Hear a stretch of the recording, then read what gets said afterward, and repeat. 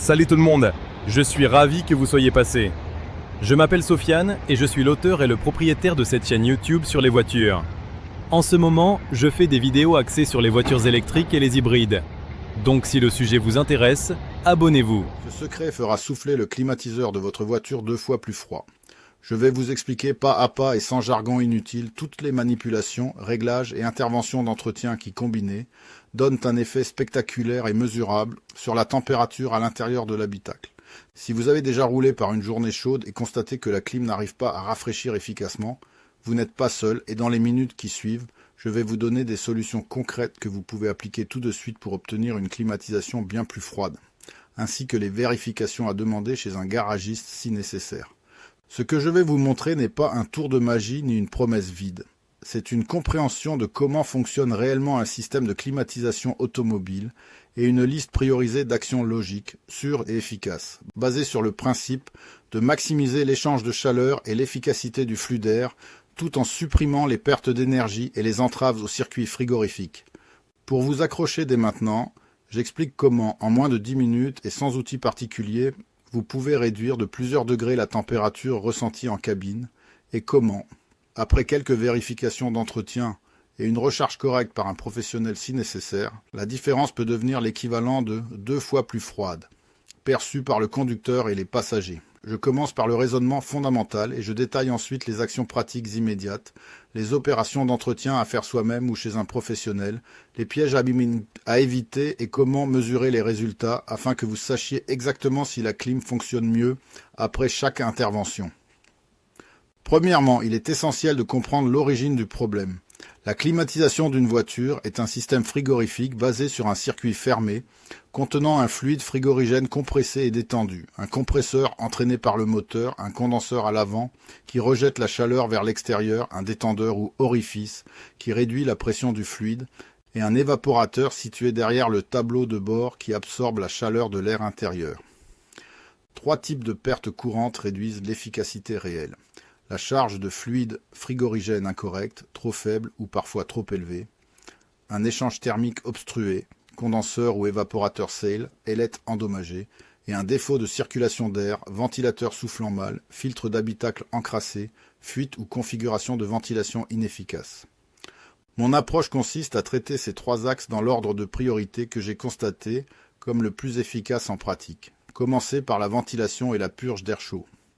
Lorsque vous montez dans une voiture restée au soleil, l'habitacle peut être à 50 degrés Celsius alors que l'air ambiant est à 30 degrés Celsius. Si vous lancez la climatisation immédiatement en mettant recirculation et vitesse faible, le système va refroidir lentement l'air déjà surchauffé et saturé d'humidité. La première action simple et gratuite est d'évacuer l'air chaud enfermé dans l'habitacle.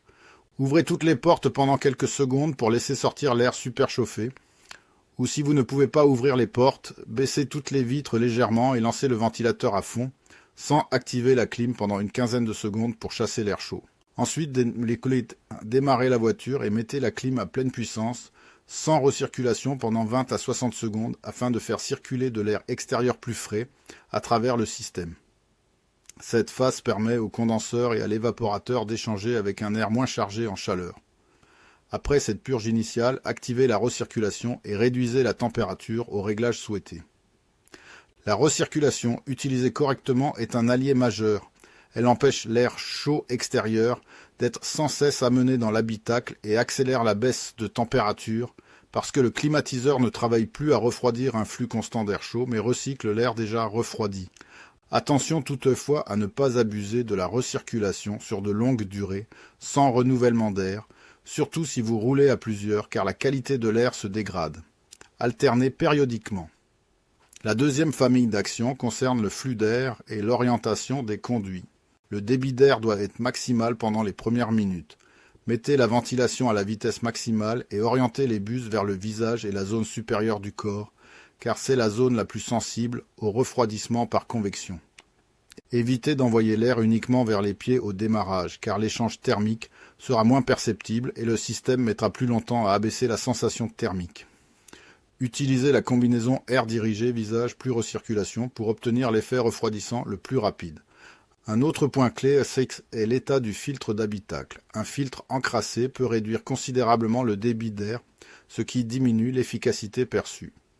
Remplacez-le régulièrement selon les préconisations du constructeur et si vous avez des doutes, retirez-le et secouez-le. S'il est gris foncé ou bouché, changez-le. Pour l'entretien, n'hésitez pas à démonter et nettoyer doucement le logement du filtre, car il peut être encombré de feuilles et débris qui réduisent le flux d'entrée.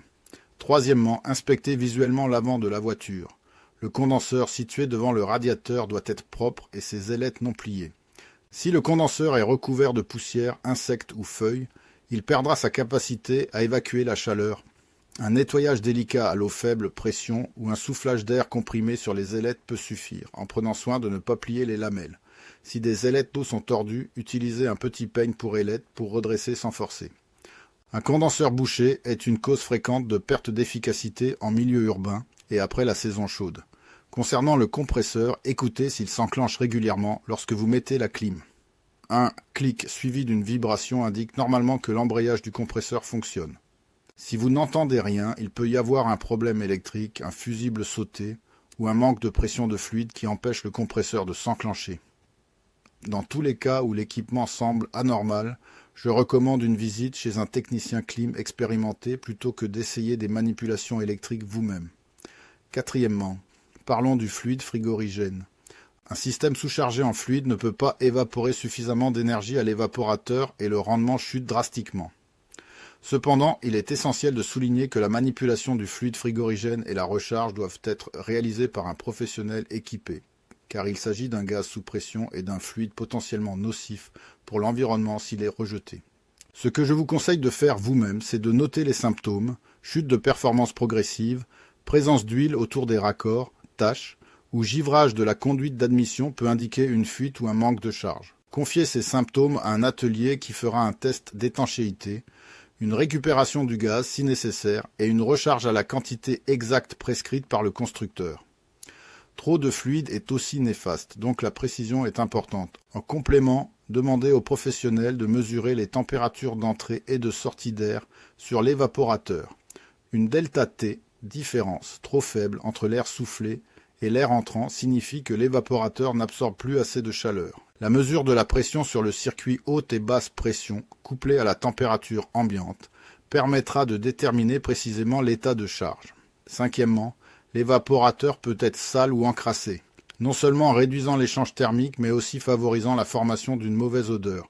Un nettoyage professionnel de l'évaporateur ou l'application d'un traitement désinfectant spécifique peut améliorer la performance et la qualité de l'air. Certains ateliers proposent des nettoyages à l'aide d'un injecteur de mousse ou d'un spray désinfectant adapté. Évitez les produits grand public non spécifiquement conçus pour les systèmes automobiles. Sixièmement, l'efficacité dépend aussi des éléments mécaniques et électriques, ventilateur de radiateur/condenseur, sonde de température, thermostat de la clim, relais et capteur. Un ventilateur de condenseur qui fonctionne mal entraînera une dissipation insuffisante de la chaleur, surtout à basse vitesse et en embouteillage. Vérifiez si le ventilateur se déclenche lorsque la clim est à fond et que le moteur est chaud. Si le ventilateur est défaillant, la réparation est prioritaire. De même, un capteur défectueux peut fausser la régulation de la clim, donnant des cycles inadaptés. Je recommande un diagnostic électronique si vous avez des anomalies irrégulières. Septièmement, il existe des astuces complémentaires qui, combinées aux actions précédentes, augmentent l'effet perçu de fraîcheur. L'utilisation d'une protection solaire réfléchissante sur le pare-brise et la lunette arrière réduit fortement la charge thermique à l'arrêt. Des housses de siège claires ou des protège-sièges en tissu respirant limitent la sensation de chaleur au contact. Ne placez pas des objets sombres et absorbants au soleil sur le tableau de bord. Le stationnement stratégique à l'ombre, le positionnement des roues vers le soleil pour que la face la moins exposée soit orientée vers l'habitacle ou l'utilisation d'un pare-soleil latéral lors de stations longues sont des gestes simples qui diminuent la température initiale. Huitièmement, je déconstruis quelques mythes. L'ajout de boosters électroniques prétendant améliorer la clim est souvent inefficace, et l'usage de sprays réfrigérants temporaires propose un effet instantané mais négligeable et parfois nuisible.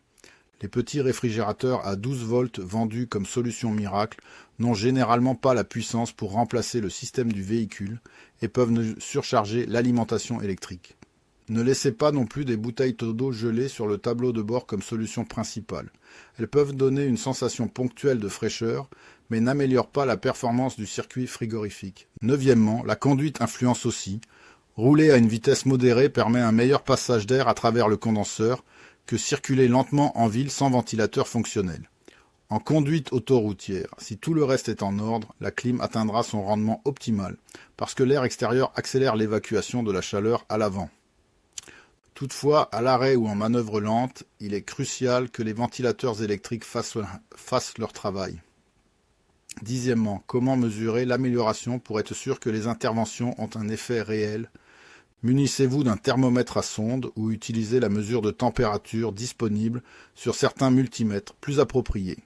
Mesurez la température de l'air soufflé à la bouche centrale et la température de l'air à l'extérieur. Notez la température avant l'intervention et après à intervalles réguliers, par exemple après 2, 5 et 10 minutes de fonctionnement en mode recirculation.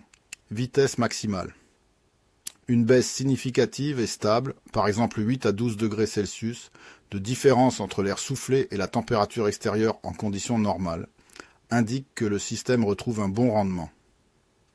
Enfin, pour conclure les conseils pratiques et donner une feuille de route, commencez par la purge d'air chaud et la phase ventilation externe, activez ensuite la recirculation et la vitesse maximale.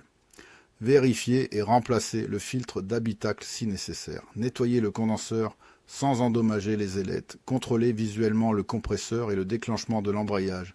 Faites mesurer la pression du circuit et la charge de fluide par un professionnel. Si la performance reste insuffisante, demandez la vérification du ventilateur de condenseur et du thermostat / clapet de clim. Et songez à des protections solaires et des housses de siège pour réduire la charge thermique initiale. Chaque étape apporte un gain et lorsque vous les combinez de manière logique, l'effet ressentira exactement comme 2 fois plus froid pour les occupants. Une mise à zéro de l'air chaud initial, une circulation d'air maximale et propre et un circuit frigorifique au bon régime. Je vous encourage à tester ces méthodes une par une et à mesurer les résultats, en notant les différences, puis à me dire dans les commentaires quelle combinaison a le mieux marché pour votre véhicule. Si vous préférez, vous pouvez également montrer ces symptômes précis à votre garagiste pour accélérer le diagnostic professionnel. Avec cette méthode complète, vous ne vous contenterez plus d'attendre que la clim fasse son travail. Vous aurez les clés pour la rendre réellement plus efficace et durablement performante.